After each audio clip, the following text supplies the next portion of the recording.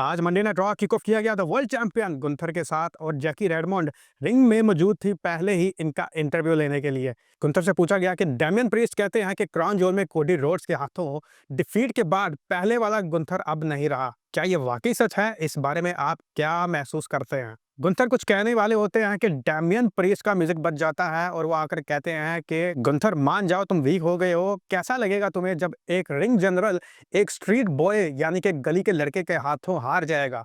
Priest ने ऐसी वैसी बातें करके गुंथर को ऐसा गुस्सा चढ़ाया कि गुंथर ने माइक सीधा दे मारा डैमियन प्रीस्ट के सर में और फिर फाइट शुरू हो गई। लेकिन आखिरकार डैमियन प्रीस्ट ने गुंथर को अपना मैन्यूवर लगा दिया और वो भी अनाउंस टेबल के ऊपर। इसके बाद एलडब्ल्यू के रे मिस्टीरियो और ड्रैगन ली का मैच होता है द अमेरिकन मेड के क्रीड ब्रदर के साथ। लेकिन इस मैच में चैड गेबल इंटरप्शन कर देते हैं, रे मिस्टीरियो का मास्क ही उल्टा कर देते हैं। तो रे मिस्टीरियो कुछ देर के लिए तो अंधे ही हो गए थे और इसका फायदा उठाया क्रीड ब्रदर्स ने मैच को विन करके। उसके बाद आज के राह में रिवील किया गया कि लास्ट स्मैकडाउन में सीएम पंक और पॉल हेमन के रिटर्न की वजह से जो सेगमेंट बना था उसके ऊपर सोशल मीडिया के ऊपर तकरीबन 72 मिलियन से भी ज्यादा व्यूज आ चुके हैं। मोमेंट ही ऐसा था भाई, क्यों ना आते इतने व्यूज। इसके बाद बैंगर मैच बन चुका है सर्वाइवर सीरीज के लिए। वो ऐसे कि मैच था ब्रॉन ब्रेकर वर्सेस लॉडविग काइजर और इस मैच के दौरान लॉडविग काइजर के ऊपर शेमस आके अटैक कर देते हैं क्योंकि लॉडविग काइजर ने इंटरकॉन्टिनेंटल टाइटल स्पॉट छीना था शेमस से और उसका गुस्सा अभी भी ठंडा नहीं हुआ था शेमस के अंदर। तो फाइट शुरू हो गई, बीच में फिर ब्रॉन ब्रेकर भी एंटर हुए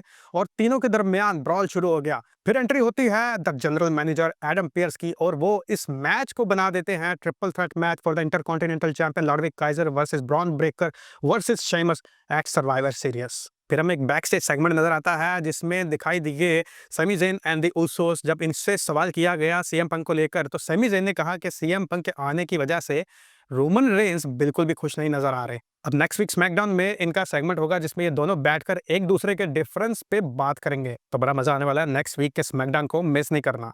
इसके बाद हमें raw tag team title match देखने को मिलता है, वो भी बड़े लंबे अरसे के बाद, क्योंकि फिन बैलर और जेडी मैकडोना ने जब से टाइटल जीते हैं उनका ये सेकंड टाइटल डिफेंस है। ये मैच होता है वॉर राइडर्स के खिलाफ और इस मैच में भी जजमेंट डे के बाकी मेंबर्स इंटरप्शन कर देते हैं जिसकी वजह से जेडी मैकडोना और फिन बैलर अपने टाइटल्स को रिटेन करते हैं। डब्ल्यूडब्ल्यूई ने ऑफिशियली अनाउंस कर दिया है कि next week the new day की 10 ईयर एनिवर्सरी मनाई जाएगी और इस सब को लेके जेवियर वुड्स और कोफी किंगस्टन बहुत कुछ नजर आए। लेकिन इनका खुशी का ये माहौल तब टेंशन में बदला जब इनका मैच हुआ अल्फा एकेडमी के साथ और ये इस मैच को हार गए। रैम से होते हुए बैक स्टेज तक ये बहस करते रहे। जेवियर वुड्स ने कोफी किंगस्टन को कहा कि तुम आज जो भी हो वो मेरी वजह से हो, जिसका जवाब कोफी किंगस्टन ने ऐसे दिया कि मैं पहले वर्ल्ड चैंपियन रह चुका हूं जो तुम आज तक नहीं बन सके। फिर जेवियर वुड्स ने कहा कि तुम 6 सेकंड्स में ही ब्रॉक लेसनर से हार गए थे। तो ऐसी बातों के साथ दोनों ही अलग हो गए। अब चांस लग रहा है कि next week the new day के तीसरे मेंबर बिग ई की एंट्री हो सकती है और ये इस मामले को खुद सुलझा सकते हैं। आगे बात करेंगे मंडे नाइट रॉ में एक और इंटरकॉन्टिनेंटल टाइटल आ चुका है और ये है वुमेन रोस्टर के लिए। भाई आपको यूएस वुमेन टाइटल के आते ही मैंने प्रेडिक्ट कर दिया था कि अब इंटरकॉन्टिनेंटल चैंपियनशिप वुमेन के लिए भी आने वाला है और वो आज हो चुका है। जनरल मैनेजर एडम पियर्स ने इस टाइटल को अनवील किया है और इसका भी सेम टूर्नामेंट ऑर्गेनाइज होगा जैसा कि यूएस टाइटल का हो रहा है और ये होगा next week Monday night Raw से।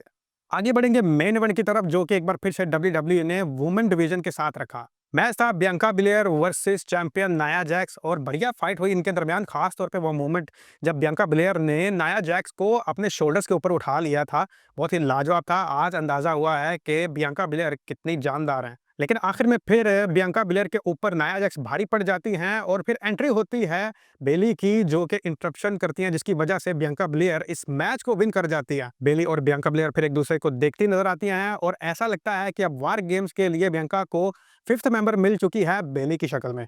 तो ये था आज का मंडे नाइट रॉ का रिव्यू। कल का वीडियो आने वाला है सर्वाइवर सीरीज की प्रेडिक्शंस को लेकर, तो बिल्कुल भी मिस ना कीजिएगा। सी यू नेक्स्ट टाइम।